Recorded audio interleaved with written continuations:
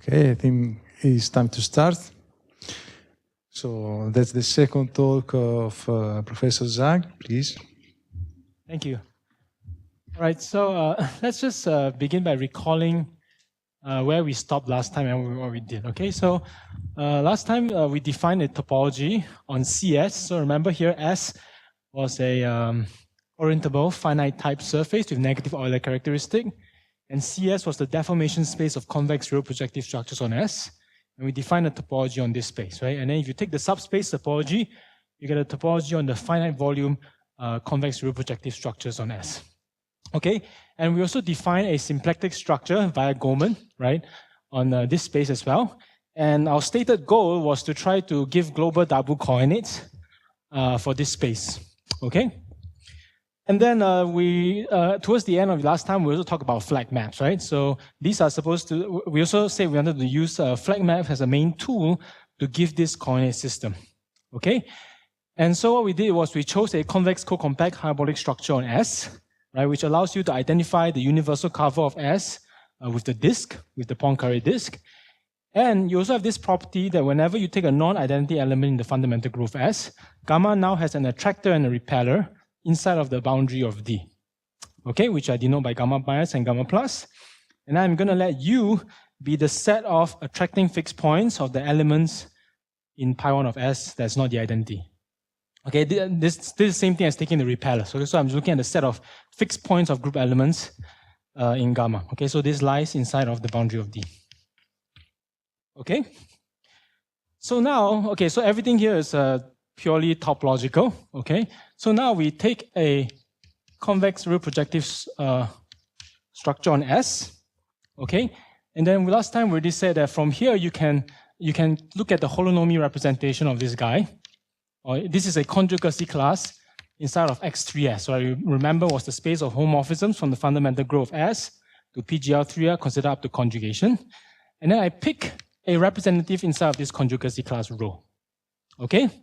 Now, using this data, I'm going to construct a map, which I'll denote by C, and sometimes I'll denote it by 0 if I want to remember the representation, okay? And this is a map from the set U to the space of flags inside of R3, okay? And what is this? This is defined to be the set of pairs PL in RP2 times RP2 dual.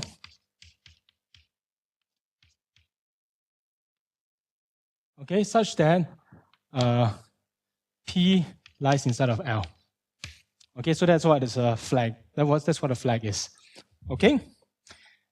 Okay, and how do we define this map? Well, it depends on the type of the group element for which this guy is an attracting fixed point. Okay, so maybe a bit more notation.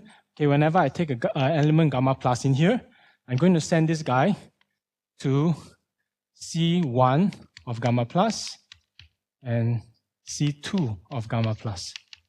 Okay, so this is the notation for the point part of the flag, and this is the line part of the flag. Okay, so this guy lives in RP2, this guy lives in RP2 dual. Okay, so first, if rho of gamma, right, is hyperbolic, okay, remember this means that this guy is diagonalizable with 3 distinct eigenvalues. Okay, then C1 of gamma plus and C2 of gamma plus, right, are the attracting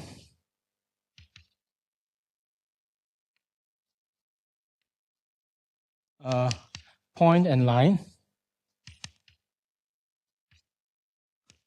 of rho gamma inside of RP2. Okay, so the picture, remember we drew this picture last time. Okay, if you are hyperbolic, then you're going to have 3 fixed points, right? One of them is attracting, okay, the other one is repelling, right? And this third one is kind of a neutral fixed point. In some directions, it's repelling, in some directions, it's attracting. Okay, so if rho gamma is hyperbolic, then what is this C1 of gamma plus? C1 of gamma plus is just the attracting fixed point. Okay, and C2 of gamma plus is the attracting line. This guy. Okay? So that's if rho gamma is hyperbolic. Now, what if rho gamma is quasi-hyperbolic?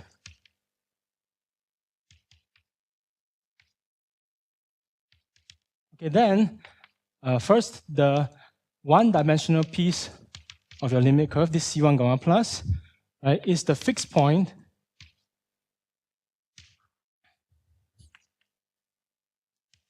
of rho gamma corresponding to the larger eigenvalue.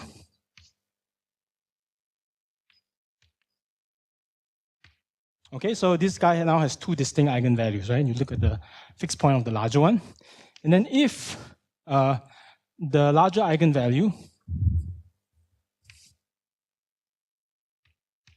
okay, and then now we split into two cases, right?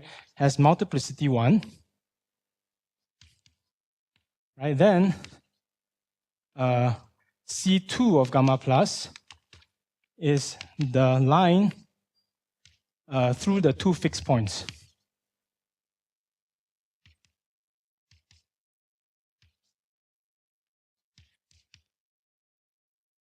Through the two fixed points of rho gamma. Okay, but if the multiplicity is 2, right, then C2 gamma plus, right, is the eigenspace for the larger eigenvalue.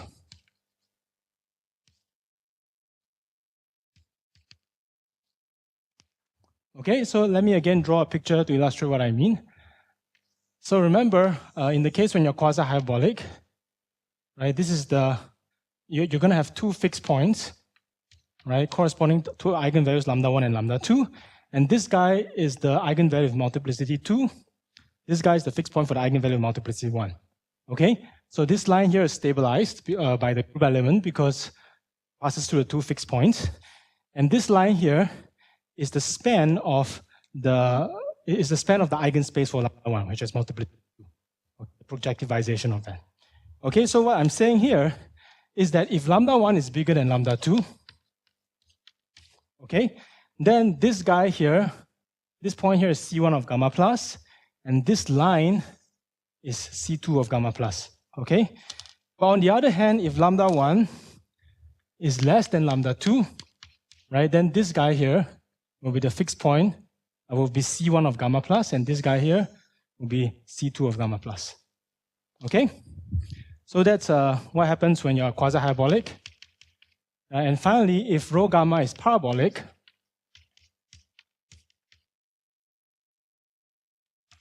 right, then C1 of gamma plus and C2 of gamma plus, right, are the unique fixed point and line of rho gamma. Okay, so in particular, notice that in this case, C of gamma plus equals to C of gamma minus. Okay, so this map is not an injective map. Okay, unless you don't have any parabolic elements. Okay. So this is right. So this defines for you this map C, and it's easy to see that this is a row equivariant map. Okay, and then here's a few facts about this map. Okay, first, this C1 of U. Okay, if you look at just the point part of this flag map, okay, this has to live inside of the boundary of the image of the developing map.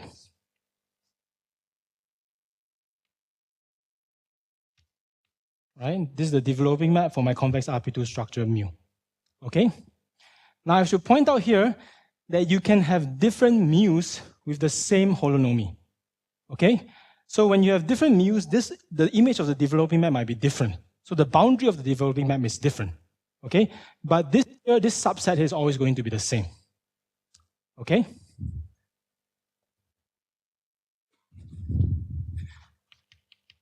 Second, if you take any point x inside of U, okay, and you look at C2 of x. Okay, so this is now a line inside of projective space. The intersection of this guy with the image of the developing map, right, is always empty. Okay, they don't intersect. Okay, and again, this d mu s tilde might be different, right, because you can have different convex projective structures for the same holonomy. Okay, but this property is always true. Okay, so the picture you should have now is that maybe this is your developing map. This is the image of a developing map, so d mu of s tilde. Okay, and then you're gonna the 0 dimension or 1 dimensional piece of your flag, right, corresponds to points in RP2 that live along the boundary of this developing map. Okay, and then the line part doesn't intersect the domain. Okay, so it looks something like this.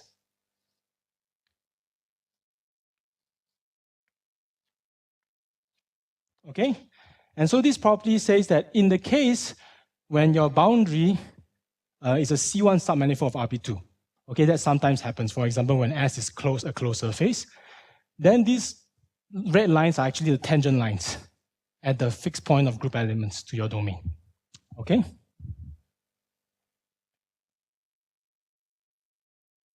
So in general, what do you mean in general?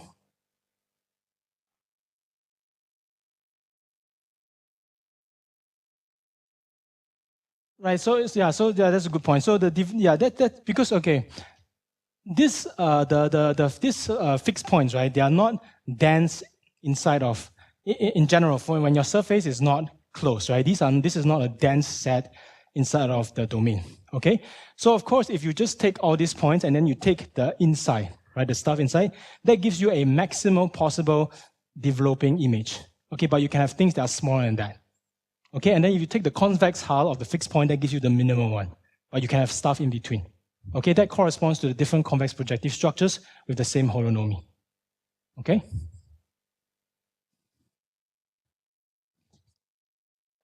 Okay, and the third also important property is that if you have two such flag maps, right, for two different representations, and they are related by an element G in a projective transformation G.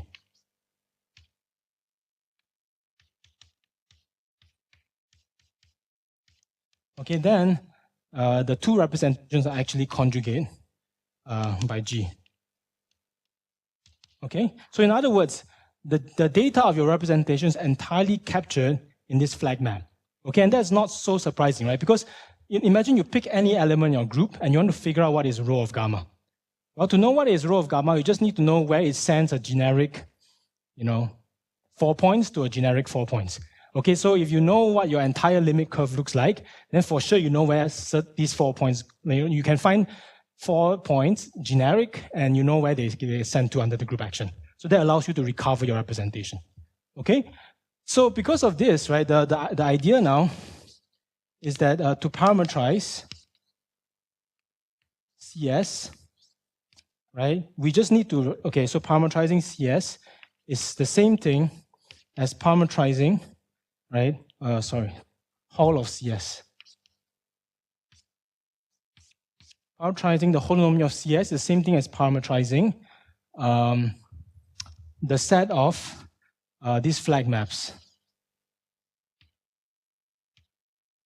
right, that you get from these representations, consider up to projective transformations.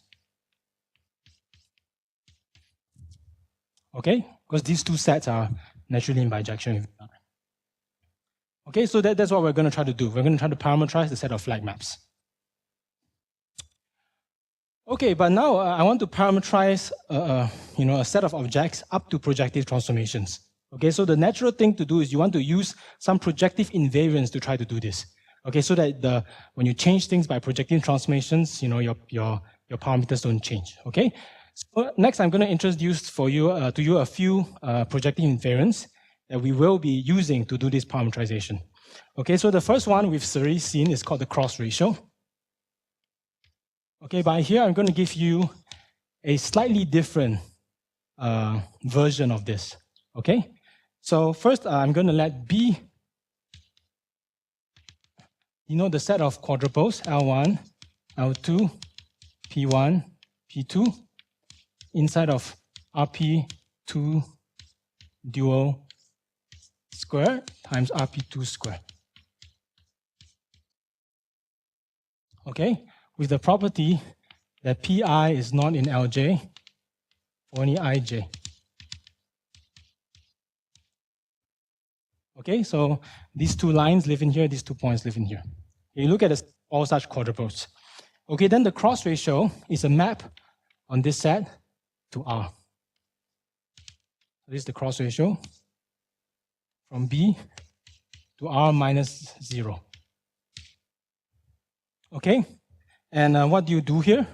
Well, you take any such quadruple, L1, L2, P1, P2, okay, and you send it to the number alpha 1 V1, alpha 2 V2, divided by alpha 1 V2, alpha 2 V1. Okay, where here, Li, right, this projective line, I'm thinking of it as this projective class of linear functionals. And this P2, Pi, I'm thinking of it as this projective class of vectors. Okay, so you can easily check that this is well-defined, doesn't depend on the choice of representative in these projective classes. And this condition here ensures that none of these 4 numbers are 0. So this is okay. Okay? Okay, so we check. So I guess I will also write it as a fact. Okay, C is a well-defined projective invariant, right? Which again, let me remind you, means that if you take this quadruple and you hit it by a projective transformation, and then you measure the cross ratio of the new quadruple, that will be the same as the cross ratio of the old quadruple. Okay? So this is the first fact. And the second fact is about a geometric interpretation of the sign of the cross ratio. Okay? So the cross ratio of L1, L2, P1, P2, okay, is less than 0 if and only if L1 is not equals to L2, right, and P1, P2 lie in different connected components. Different components of RP2 minus the union of L1 union L2. Okay, so here's the picture. Here I'm taking this as an affine chart in RP2, and I draw my 2 lines, L1 and L2. Okay, now if you take RP2 and you remove these 2 lines, you cut the space into 2 connected components. Okay, one of them is this one. Okay, so in this affine chart, this doesn't look connected, but they're actually connected in infinity in RP2. Okay, and then you have another connected component, which is this one. Okay, and the cross ratio being negative is the same thing as saying that your points P1 and P2, right, one of them must lie in the orange region and one of them must lie in the blue region. Okay, that's the geometric interpretation of when the cross ratio is negative.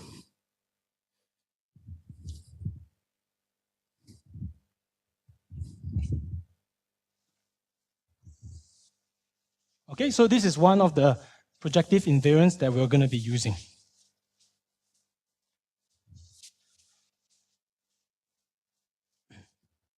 Another projective invariant that we'll use is called the triple ratio.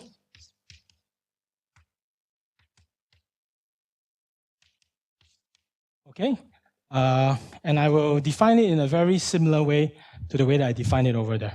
Okay, so first I'm going to let W, curly W, be the set of triples of flags, F1, F2, F3 in F3. Okay, so that Pi is not in Lj for I not equals to j.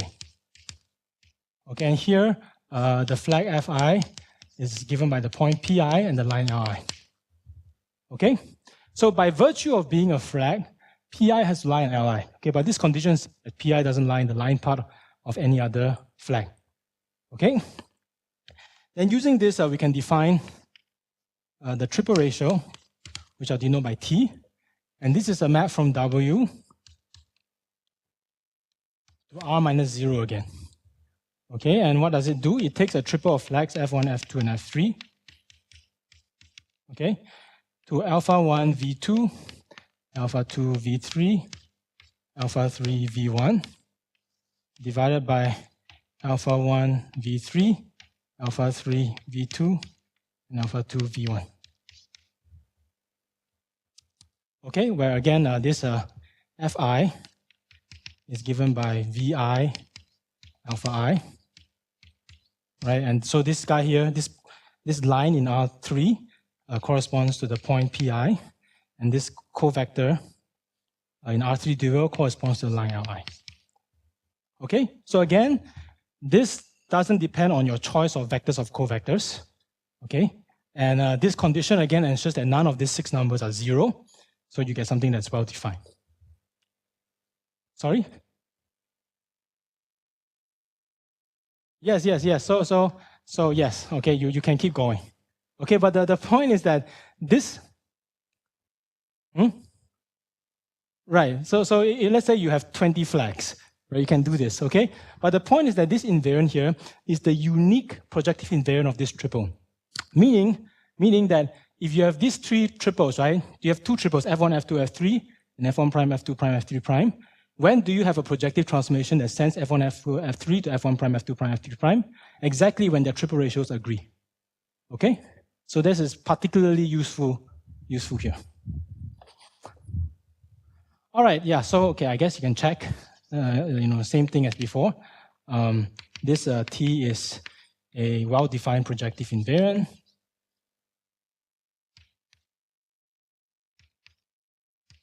Okay, and we also have an interpretation, a geometric interpretation for the sign of this triple ratio.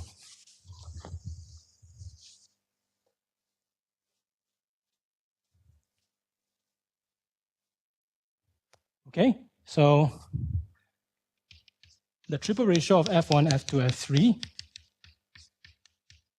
is positive, okay, if and only if the 3 lines L1, L2, L3 do not intersect at a common point. I don't know what's the short way to say that. Do not intersect at a common point. Right?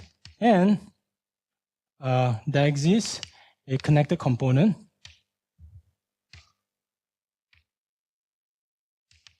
of RP2 minus L1 union L2 union L3, right? That contains P1, P2, P3 in its closure. Okay, so let me draw the picture here. So here, again, I'm taking the board as an affine chart in RP2, and then you have these 3 lines, right? You have L1, L2, and L3. Okay, they do not intersect at a common point, so they look like that, okay? And then if you take RP2 and you remove these 3 lines, that cut the space into 4 connected components. Okay, this is the first one. One here. I have 4 colors. Okay, and then you have another one here. Okay, and then you have another one here. And then the last one is here.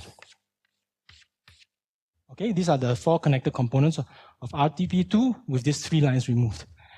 And the triple ratio of these flags being positive means that there is one of these connected components, say the red one, contains P1, P2, and P3 in its boundary. Okay, so this is the geometric interpretation of what it means for the triple ratio to be positive. Any questions? Okay, so we're almost able to talk about the parameters we use of the space now. Okay, but there's one more thing that we need to do, which is we need to make some topological choices. Okay, so I should have said this before, but the global double coordinates I'm going to try to explain to you, okay, you should think of them as a generalization of the Fenton-Nielsen coordinates on Teichmüller space. Okay, but when we define the Fenton-Nielsen coordinates, we have to make some topological choices too, right? We need to choose a Pence decomposition, and you need to choose some normalization to describe how you glue the pairs of pens together. Okay? So in this setting, we also need to make those choices, analogous choices. Okay, so I'm going to try to describe them to you right now. Okay, and this will be pretty formal, but you have to bear with me because I might have to use it later. Okay? Okay, so remember what was our surface S? Our surface S looks something like this. Okay, so we've chosen a convex co-compact hyperbolic structure on this guy already.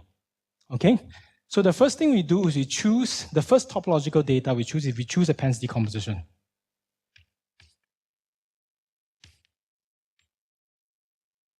Okay, which I'll denote by curly P on S. Okay, and what is a Pence decomposition? It's a maximal collection of pairwise non-intersecting simple closed geodesics on your surface. Okay, so if I draw it here, it's going to look, okay, this is one possible Pence decomposition.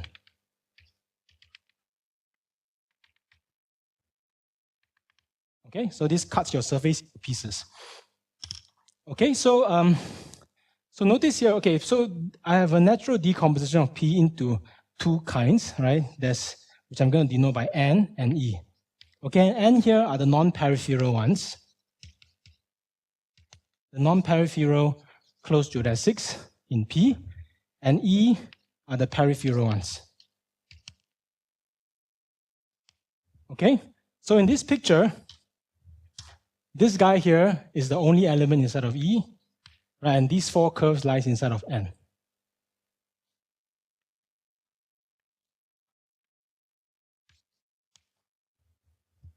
Okay?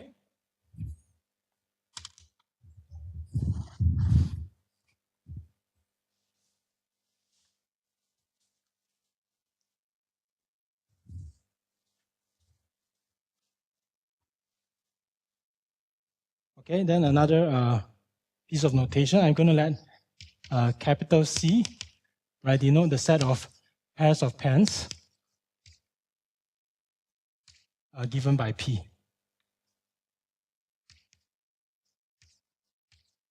Okay, so when you take your surface and you cut it along this Pence decomposition, right, you're going to get a bunch of pairs of pens, which are topological thrice-punctured spheres, and a bunch of cylinders, right, these flares.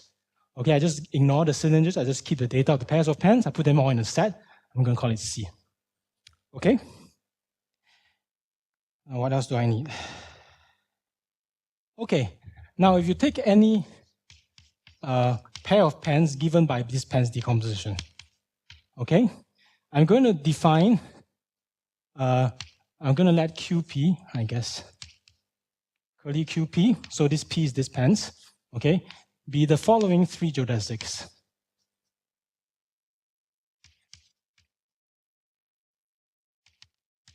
Okay, so this was actually drawn by Francois during his mini course today.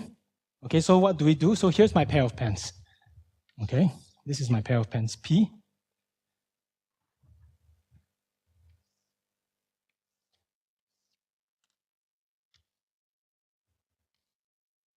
Okay, now I'm going to choose, so like Francois told us, there are 8 possible ways you can cut this into ideal triangles. Okay, I'm going to standardize my choice. Okay, and the way I'm going to do it is I'm going to choose an orientation on each of these closed curves, okay, so that the surface lies on the left. Okay, so I guess here I'm really using an oriented surface, not just orientable. Okay, so I choose an orientation on my surface, and I put orientations on these closed curves so that the surface lies on the left. Okay, so each of these guys now, they're oriented closed curves in your surface. They correspond to a certain conjugacy class just in your fundamental group. Okay, I'm going to call that one gamma 1, this one's gamma 2, and this one's gamma 3. Okay, now you look in the universal cover. Okay, so this is the universal cover of S, which I'm thinking of as D, and this is inside my pair of pens P. Okay, and then I'm going to choose representatives in each of these conjugacy classes, so that gamma 1 times gamma 2 times gamma 3 is the identity. Okay, if you make this choice, then if you look in the universal cover and you look at the axes of these 3 elements, they're going to look something like this. Okay, so this is gamma 1, gamma 2, and gamma 3. Okay, of course, there are infinitely many of lifts of these guys. right? But I'm just going to pick 3 of them with this compatibility condition. Okay? Now, just consider this geodesic, right? From the repelling endpoint of gamma 1 to the repelling endpoint of gamma 2, right? Just like what Francois did this morning. Okay, another thing is here I'm taking the Klein model of the disk, so my geodesics are straight lines, okay? Now, if this guy, if you project it down to the surface, right, you're going to see a curve that kind of spirals, right, towards the closed curve corresponding to gamma 1 in the opposite direction of it. Okay, and the same thing happens in this side as well. So you can have a picture that looks like this. Okay, so this is what happens when you take this curve and you project it down onto the surface. Okay? Okay, but you can also do the same thing with gamma 2 and gamma 3, right? You look at the geodesic, right, between the repellers of gamma 2 and the repellers of gamma 3. That gives you another geodesic down here, which kind of spirals from gamma 2 to gamma 3. Okay, but I'm not going to draw that in, only it will just mess up the picture. Okay? And then, of course, you have the last one here, right, from gamma 3 to gamma 1, and that gives you a third geodesic down here. Okay? So these 3 geodesics are simple and pairwise non-intersecting. Okay? And that is what this QP is. This QP is the set of these 3 geodesics. So, okay, so I hope everyone understands what this means, okay? The 3 geodesics you get down here, okay? Now, if you look at the lift of those 3 geodesics to the universal cover, so here I've chosen 3 particle lifts, right? You can take all the possible lifts, then you're going to get a picture, right, that looks something like this, okay? They kind of, you're going to have all these different triangles, okay, and they kind of accumulate onto the blue edges, right? And that corresponds to this spiraling thing happening down here, okay? And because of this, we call this an ideal triangulation of the surface, okay? Okay, so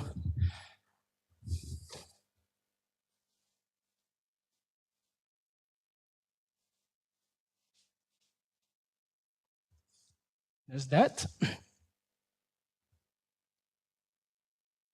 Okay, and then I'm going to let Q be the union of all the pairs of pens of QP.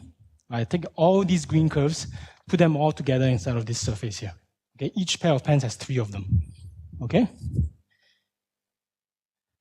And then I'm going to let, okay, so here this is all notation now. Okay, I'm going to let theta denote the set of ideal triangles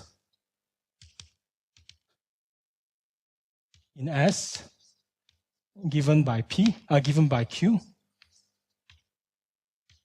Okay, so if you look at this pair of pens, if you cut it along the 3 lines that I've chosen for you, cut it along QP, what you have left is 2 ideal triangles, right, as Francois pointed out to us today. Okay, and so I just put them together in a set theta. Okay, these are for all the pairs of pens. Okay? Okay, and then I'm going to let the V tilde, right, be the set of endpoints, right, of geodesics in Q union P.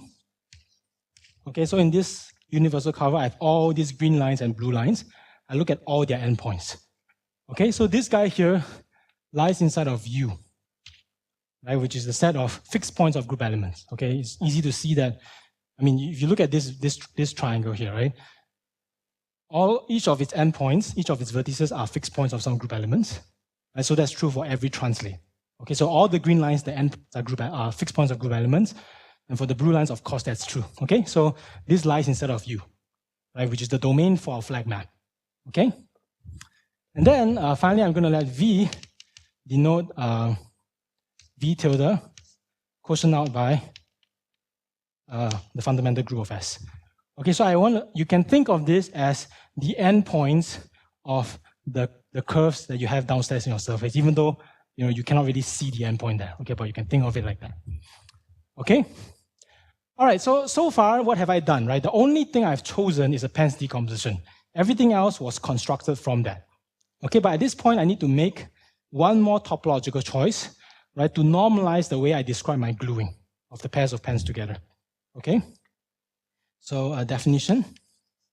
Okay, for any non-peripheral closed edge in my a closed curve in the Pence decomposition. Okay, I'm going to choose vertices C, D inside of V tilde. Okay, so that okay, so if E has a lift whose endpoints are A, B, so this is what I'm going to. So when I write this, it means E has a lift to the universal cover whose endpoints are A, B instead of V tilde. Okay, so when this happens, then you choose C and D such that AC and BD, right, are endpoints of geodesics in Q tilde.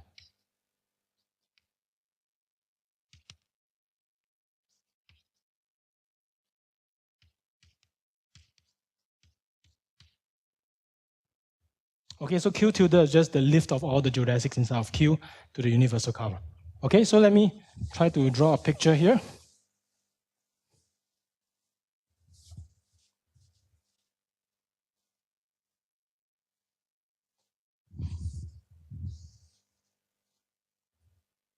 Okay, so here's a picture of the universal cover. Okay, and then I have my closed geodesic E. I choose a lift to the universal cover. Okay, so that its endpoints are A and B. Okay, then as we drew over there on both, this is a non-peripheral closed curve, right? So you have triangles on both sides, and they all kind of accumulate onto this closed curve. So they look something like this.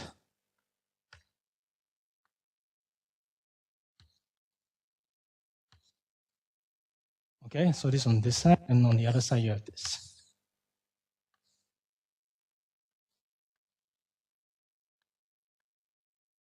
Okay, so you have this picture like this. And all I'm saying is you choose one of these vertices to be C.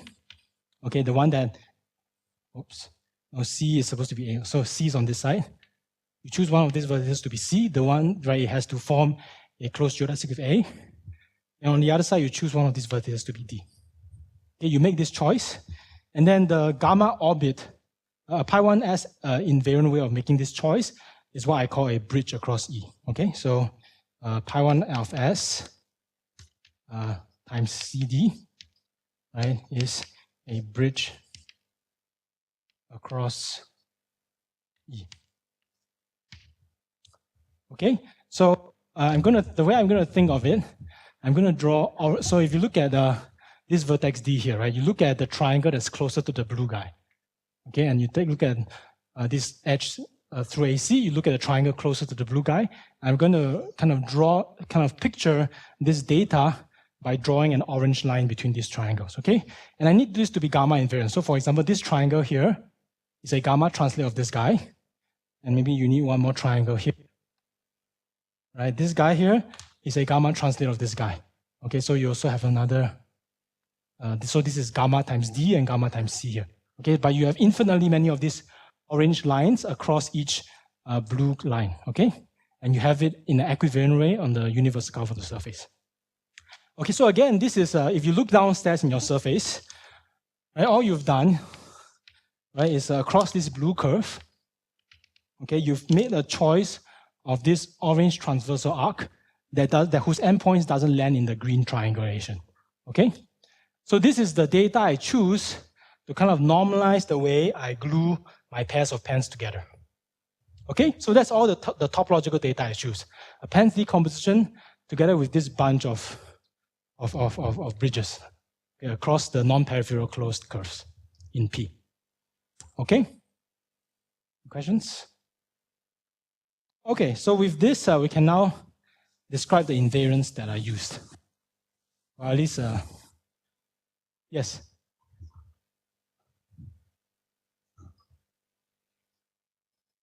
Yes, it's just a finite collection of choices. Okay? In fact, everything here is finite, right? This is also finite, this is finite, everything is finite. Okay? Okay, so next we can talk about the edge and triangle invariants.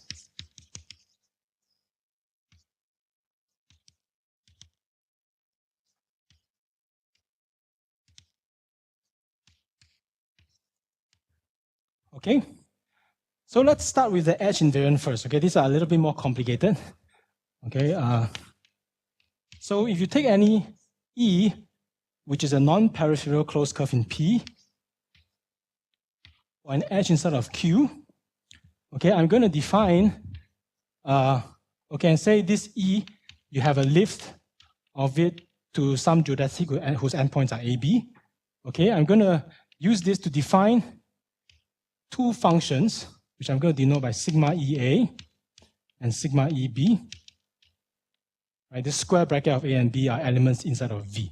Okay, and these are maps from the holonomy of CS to R. Okay, so I'm going to define these two things for you. Okay, so first, if E lies inside of Q, okay, so if it's one of these green edges, okay, then I'm going to let C, D be points inside of V tilde, okay, so that AC, AD, BC, BD are edges in Q.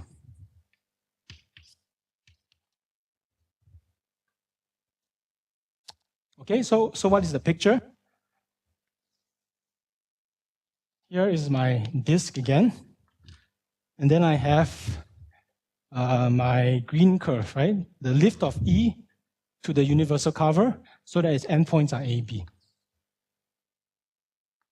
Okay, so this is the lift. This is E tilde, some lift of E whose endpoints are A and B. Okay, and then C and D here are just points, right? So that AC, BC, AC, BC, AD, and BD are also edges in your ideal triangulation. Okay, and to make sure this is well defined, I guess I need to require that A is less than D, less than B, less than C, less than A in the cyclic ordering along the boundary of D. Okay, so I make this, using E, I can define these 2 points. Okay? Now, what if E lies inside of N? You can also define these 2 points, right? Which is what the bridge is doing, right? When E lies inside of N, the bridge data is choosing these 2 points. Okay?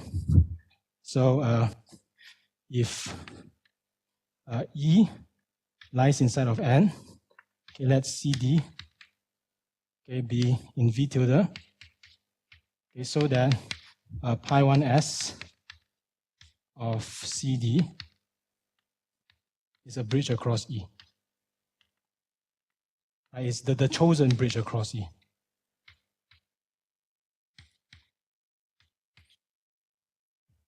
Okay?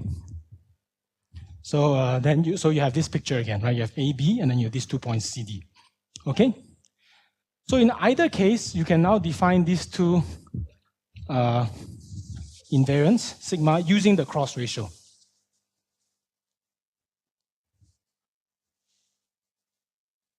Okay, so sigma E of A, right, of the conjugacy class of representations rho is defined to be the logarithm of the negative of the cross ratio of the following data. Okay, I need 2 lines and 2 points, right?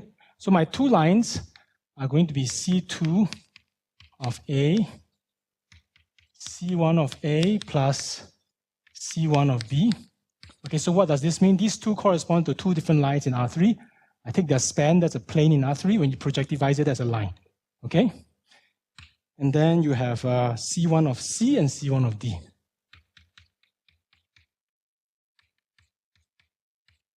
Okay, where this C here is the flag map associated to this representation rho. Okay, I choose a representative in here, I take the flag map and I take this cross ratio. Okay, so let's draw in the picture. I don't want to walk like that, so I'm just going to draw the picture again. Okay, so let's draw in the picture what this is doing. Okay, so here I have my points A, B, C, D.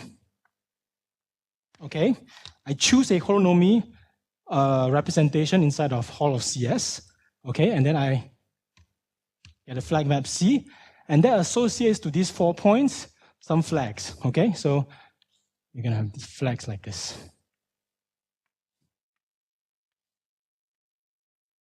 Okay, so this is a C of A, C of D, C of B, and C of C. Okay, so what is this cross ratio doing? Well, it's taking the cross ratio of this line, right? That's C2 of A, and this line, which is C1 of A plus C1 of B, and these 2 points, right? C1 of C and C1 of D. Okay?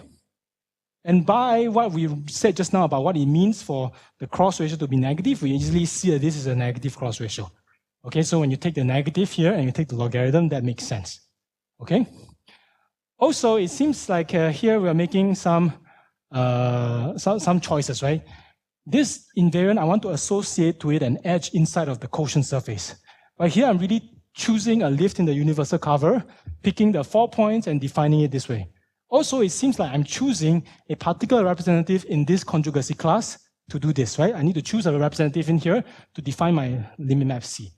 Okay, but the point is that the projective invariance of the cross ratio tells you that none of these choices matter. Okay, so this really is a function associated to this edge and this fixed point, on this endpoint of the edge. Okay, so this is sigma EA. I told you I'm going to define for you two invariants, right, associated to this edge. This is one of them, but the other one is using the exact same formula. Okay, you just replace A here with B. Okay, but let me just write it down. Okay, so that you can see it.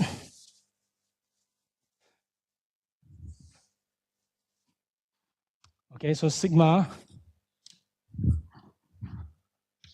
of EB, right, of rho is equals to the log of negative of the cross ratio of C2 of B, C1 of A plus C1 of B, okay, and then C1 of D and C1 of C. Okay, so again, in this picture, let's draw which flags are we using here. Okay, so I'm using C2 of B, which is this guy, C1 of A plus C1 of B, which is this guy, and again, these 2 points. Okay, so I have these two invariants now. And usually, for me to keep track of these invariants, right, inside of this picture here, I usually put them on the edges. Okay, so along this edge, which is the lift of AB, I'm going to choose 2 points. Okay, one of them is closer to A, the other one is closer to B. To the one closer to A, I'm just associating the function sigma EA, and the one closer to B, I associate the function sigma EB. Okay? So why do I need these two invariants? Okay, so the point of these two invariants is that they projectively describe what is this pair of flags and this pair of points. Okay? Because by hitting everything by a projective transformation, you can pretend that C of A is of the form 1, 0, 0, 0, 0, 1. Okay? C of B is of the form 0, 0, 1, 1, 0, 0. And C of D is, say, 1, 1, 1. Okay, you can, by hitting your entire picture by a projective transformation, you can always normalize like this. Okay, so the only data that you need to specify in order to determine this quadruple up to projective transformation is what are the coordinates of C1 of C. Okay, but that's exactly 2 dimensions of data, and that 2 dimensions of data is specified by these 2 cross ratios. Okay, so you should think of these 2 cross ratios as capturing the data of this pair of flags and this pair of points. Okay? Okay. So that's so these guys are called the edge invariants. Okay, because they are associated to edges in the ideal triangulation. Okay? Now, a second invariant is called the triangle invariant. This one is easier. In the case of SL3R, in general, it's harder. Okay? So for any triangle, delta, inside of theta, okay, I'm going to define the map tau of delta, right, again from Hall of CS to R. Okay, where what you do is you take so tau of delta sends a conjugacy class rho to the logarithm of the triple ratio. Okay, so let's say this triangle here, right, is given by, has a lift to the universal cover whose endpoints are A, B, C, so that A is less than B, less than C, less than A. Okay, then this is C of A, C of B, C of C. Okay, so again, let me draw a picture to illustrate what's going on here.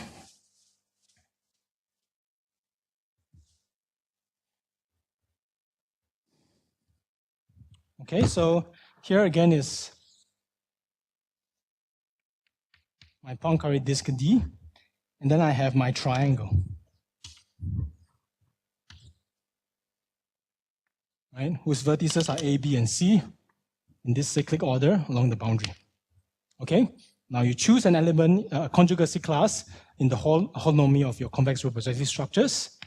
This gives you a flag map, C, okay, which associate to these 3 points a triple of flags.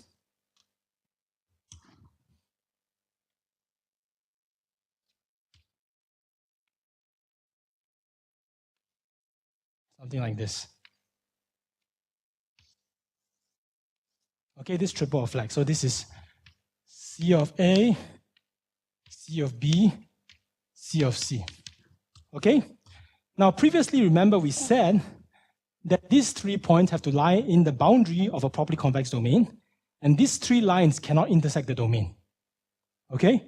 So from that, you see that one of the connected components of RP2 minus these 3 lines have to contain the domain, right? And from this, from what we said about the positivity of the triple ratio, this shows you that the triple ratio of this triple has to be positive. Okay, this comes from the fact that you're a holonomy of a properly convex domain, or of a properly convex structure on your surface. Okay, so this triple ratio is positive, and so it makes sense to take the logarithm. Okay, and again, right, this thing is well defined. Okay, it doesn't depend on the choice of lift to delta to the universal cover. It doesn't depend on the choice of representative in this conjugacy class, right? Again, because of the projective invariant of my triple ratio. Okay, so this is called the triangle invariant. Okay, and so here's a theorem due to question. Suppose that this is okay. Right, but what if it's 0? What if the triple ratio is 0? I mean, yes, if the triple ratio is not positive, you can take the absolute value and you can take this, right? But in our case, right, in the setting of holonomies of convex projective structures, that never happens. Okay, so something which you should think of triple ratio 0, right, being a triple that looks something like this. Okay, if you have a triple of flags that look like this means the triple ratio is negative.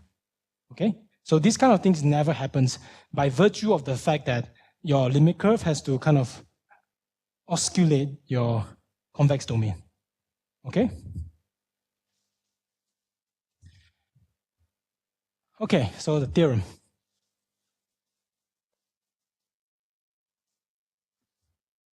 Okay.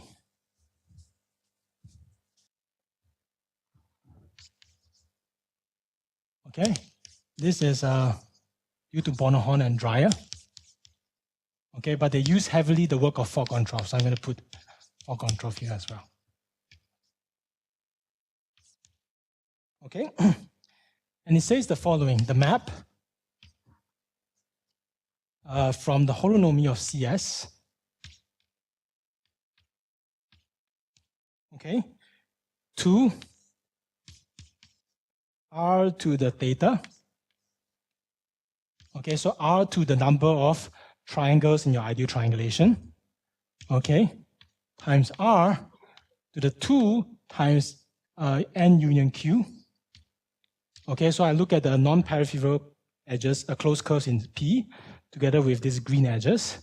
Because to each of them, I want to assign 2 edge invariants. And to each triangle, I want to assign 1 triangle invariant, right? So this is the correct number of parameters. Okay, so this map here defined by,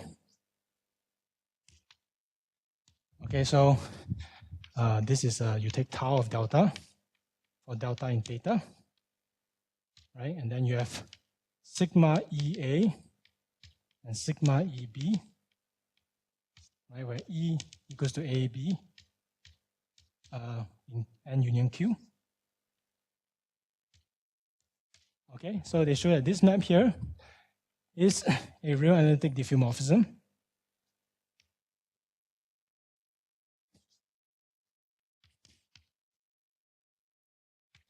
Right, onto a properly convex, onto a convex polytope,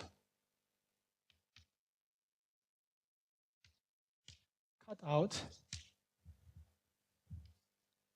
by the closed leaf equalities and inequalities.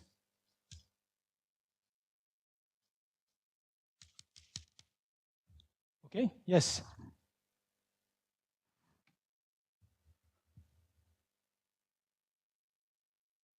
When you what? Mm-hmm. No. So N here is the set of non-peripheral. Q is the set of green guys, the things that live inside, the non-closed guys, the ones that live inside of the pair of pens. Okay? Okay, so the first thing this says is that this map is injective. Okay, meaning that if you give me the map, right, and I know all these invariants, all the edge invariants and all the triangle invariants, then from there I can recover what the representation is. Okay, basically because I can recover what the limit curve is. Okay, and that is not what the flag map is. Okay, and that is not super surprising, right? Because if you think about it, right, the way that we constructed our invariants, right, what are we doing? Okay, so let's look at the universal cover. Let's look at our disk again. Okay, and then you have your triangulation. Okay, you have some blue edges, but I'm just going to draw the green ones, okay, to make the picture simpler. Okay, and then you start with, say you start with this triangle. You pick this triangle. Okay. Yeah, I should also mention that this triangle invariant here, I usually associate to it to every triangle its triangle invariant. So this is how I put inside the picture. Okay, so the picture you should have of all the triangle invariants and all the n invariants are something like this. Okay, you have all the triangles.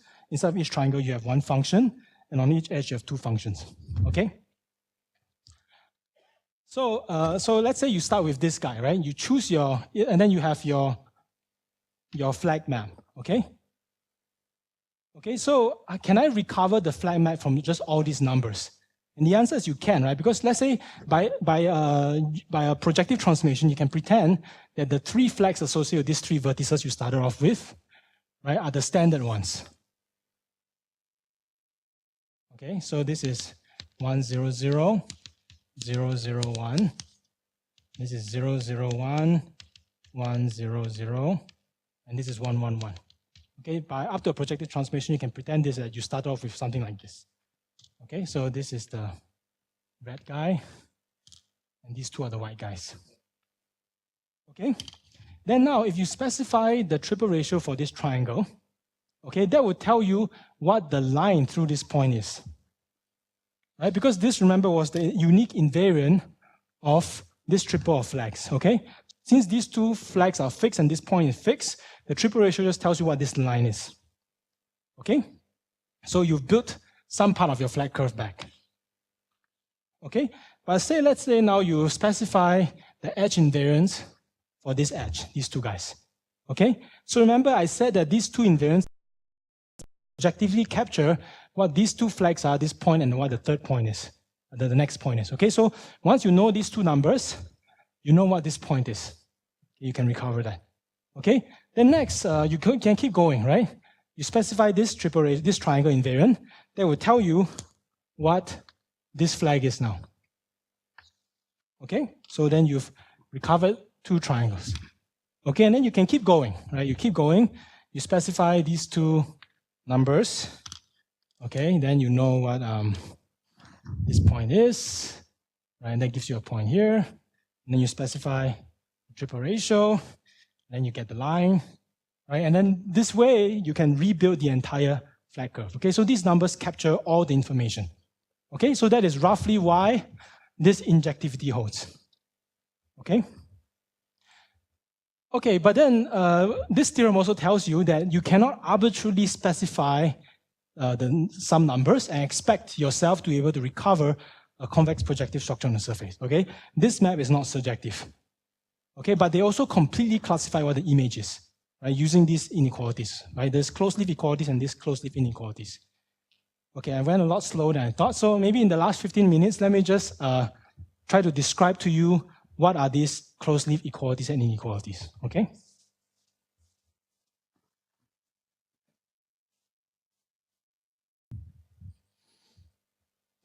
Okay, so 2.6.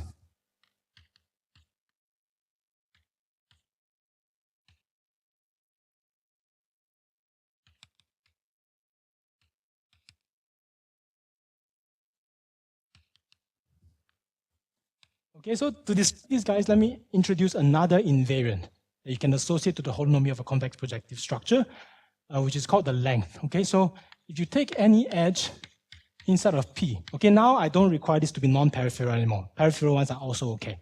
Okay, and then this guy here, right? Let me just pretend that it has the lift whose endpoints in the universal cover of AB. Okay. Now I'm going to choose a group element gamma, a conjugacy class of elements gamma, inside of pi1 of S.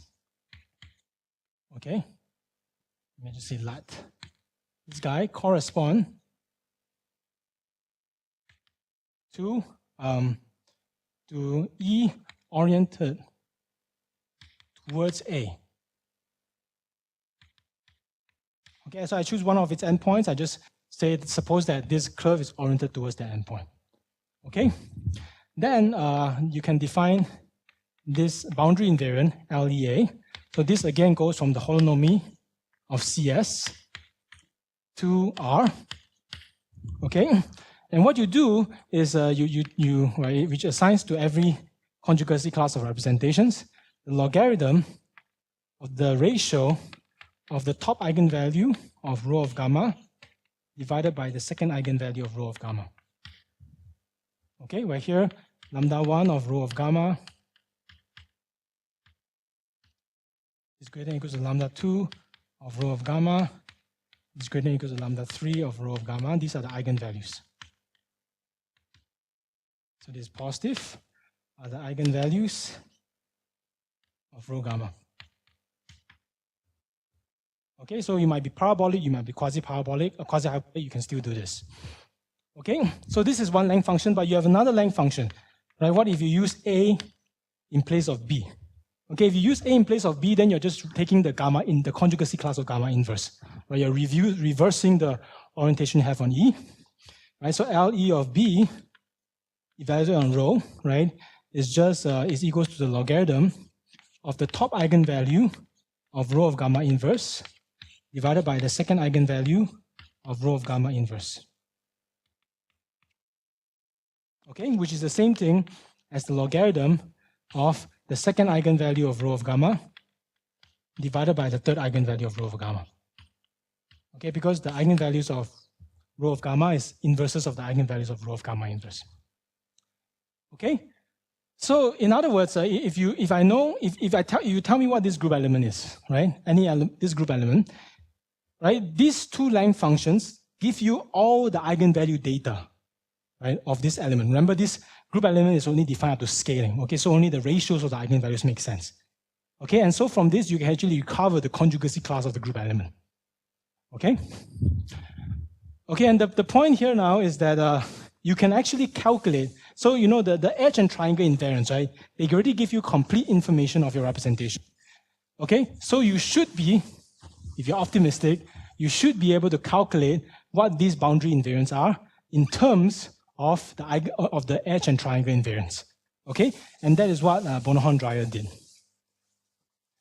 I should also mention that Bonahon-Dreyer did this in a much more general setting. Okay, they can do this for an arbitrary ideal triangulation. You don't need an ideal triangulation, comes from this. And they do it in the setting of the hitching component, right, on a closed surface. Okay, but the arguments generalize to this setting where you allow your surface to be a finite type as well. Okay. Right. So how do you calculate these guys, these boundary invariants, in terms of the edge and the triangle invariance. Okay, so to cut down on notation, let me draw a picture. Okay, so this is the lift of my closed edge, my closed geodesic, E, right? So that the endpoints are AB. So this is the lift of this guy. Okay? And then, okay, so this guy might be peripheral, so there might only be triangles on one side. Okay, so let's pretend the triangles are on this side. So you have these two triangles. Okay, and all the other triangles that I drew just now, they're just translates of these two. Okay, so all the invariants, they show up here. Okay, and then remember, okay, so let me just give these things some notation. So I'm going to call this guy E tilde, is the lift of E. Then this guy here is E1 tilde, E2 tilde. Okay, and this triangle, I'm going to call it delta 1 tilde and delta 2 tilde. They're all lifts of stuff in the surface downstairs. Okay, and I'm just going to call these guys as C and D as well. Okay, so remember, along these edges, we have chosen points, and we have assigned numbers to these points. Right, these two, I've assigned triangle invariants, and these four, I've assigned edge invariants. Okay? And so what Bonhomme Dry showed is that if you look at the length function, or the boundary invariant, correspond to EA, right, corresponding to pointing in that direction, okay, the top and second eigenvalue, right, this is sigma of E1A plus sigma of E2A. Okay? So basically, this boundary invariant is just the sum of these two guys. Okay? And then the second boundary invariant, the length of EB, okay, is equals to sigma of E1D plus sigma of E1C plus tau of delta 1 plus tau of delta 2. Okay, so it's the sum. So I'm going to call this one this is red. Okay, so this is the sum of these four guys. Okay, that gives you the second length function. Okay?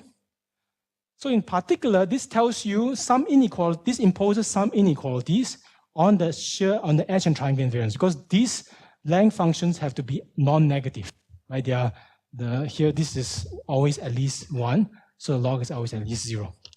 Okay, so this tells you the closed edge, closed leaf inequalities, right, which is that sigma EA plus sigma E1A plus sigma E2A is at least 0, and sigma E1D plus sigma E2C plus tau delta 1 plus tau delta 2 also has to be at least 0. Okay, and so notice that how many of these inequalities do you have? You have 4 times n of them. So if you're non-peripheral, you're going to have 4 such inequalities, 2 from the right side and 2 from the left side. Okay, and if you are peripheral edge, then you're going to have only 2. Okay, 2 such inequalities. Notice also that for the 4 non-peripheral guys, right, the inequalities are strict here. Right? Because if you are a closed curve that's not peripheral, your holonomy has to be hyperbolic. Okay, but when you're peripheral, you only know that you're greater than or equals to 0. Okay? So those are the closed leaf equalities. But it also tells you that if E is non-peripheral, right, then this procedure constructs for you some equalities between the edge and triangle invariants as well. So you get the closed leaf equalities. Okay, and where does this come up? So I'm not going to write down it's going to be too much notation, okay? So I'm just going to draw a picture. Okay, if you have your 2 triangles on the other side, right? You also have the edge and triangle invariance you associate to here. Okay, but the same thing tells you that you can calculate the boundary invariance for the edge E in terms of the guys on this side as well. Okay, and so you have an equality between the triangle and edge invariance on the left with the triangle and edge invariance on the right. Okay, so the equality is that the sum of these 2 guys has to be equal to the sum of these 4 guys. Okay, and the sum of these 4 guys has to be equal to the sum of these 2 guys.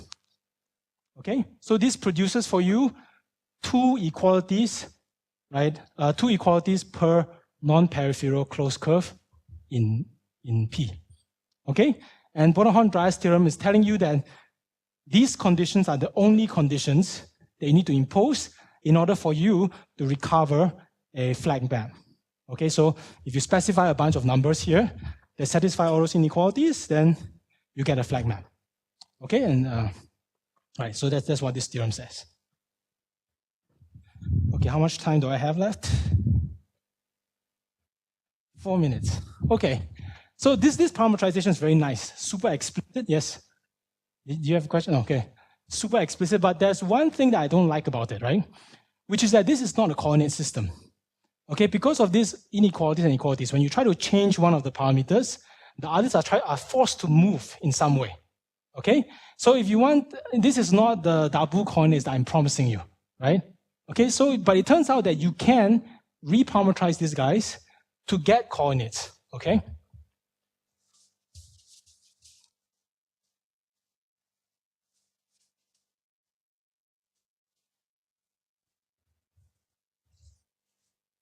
Okay, so here's a proposition. So I guess there's a 2.7 coordinate system.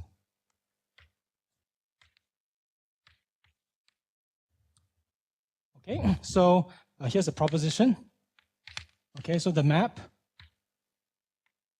phi from Hall of CS, okay, to R to the 2 times the number of pairs of pens given by this pens decomposition, okay, times R squared times R squared plus to the number of non-peripheral closed edges, right, times R squared greater than or equals to 0, right, to the number of peripheral closed edges.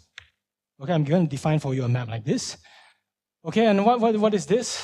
This is given by, okay, so first I need to give you 2 invariants, which I'm going to denote by iota 1p and iota 2p, right, for each pair of pens given by pens decomposition. Okay, I haven't told you what this is, but I'll tell you soon. Okay, and then for these guys associated, and you just look at the edge invariant and the boundary invariance for these guys. Okay, so this is a sigma EA, sigma EB, LEA, LEB. Okay, where E equals to AB, line is out of N. Okay, and finally you have, for the last guys, you just take, you don't have edge invariance in that case, you just have boundary invariance, so you just use those.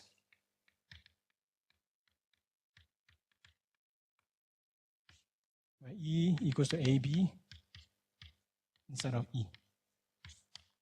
Okay, so this map here, right, is a real analytic diffeomorphism.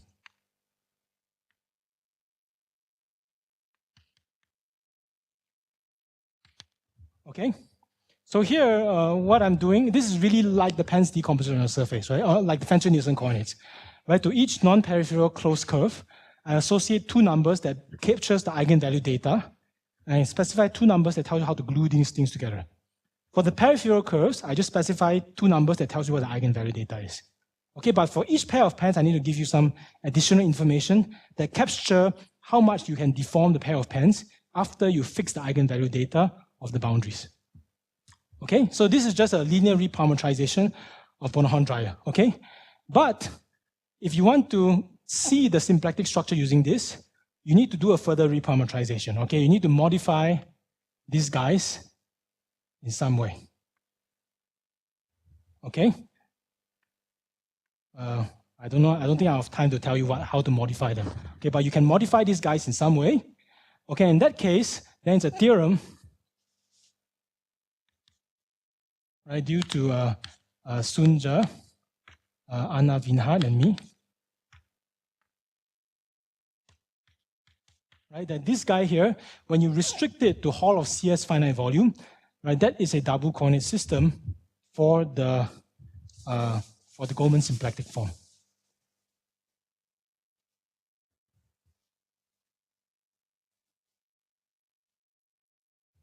So this guy here, this So let me just finish writing this. Phi, when composed Hall, restricted to CS of finite volume.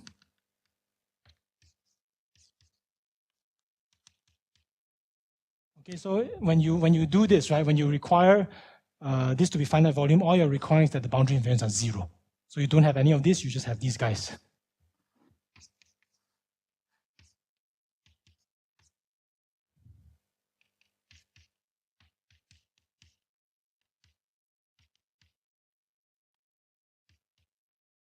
Okay, this guy here is a double coordinate system.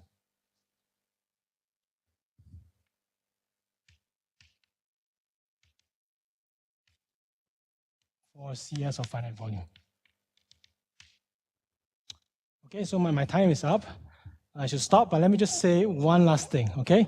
So we are not the first people to produce a coordinate system like this. Okay, this was the first person who did such a thing was Bill Goldman, right? And as a consequence of that, you show that this space, okay, Bill Goldman did it for when the surface is closed. It was generalized by Ludovic Marquis to a setting when you have a surface with, in this setting, okay? And they constructed an explicit parametrization of the map of this space as well, right? And from there, they can deduce that this space is topologically R to the 16G minus 16 plus 6N. Okay, but their coordinate system, the advantage of using this coordinate system over theirs is that you actually see the symplectic structure as well. Okay, so that's it. Yeah.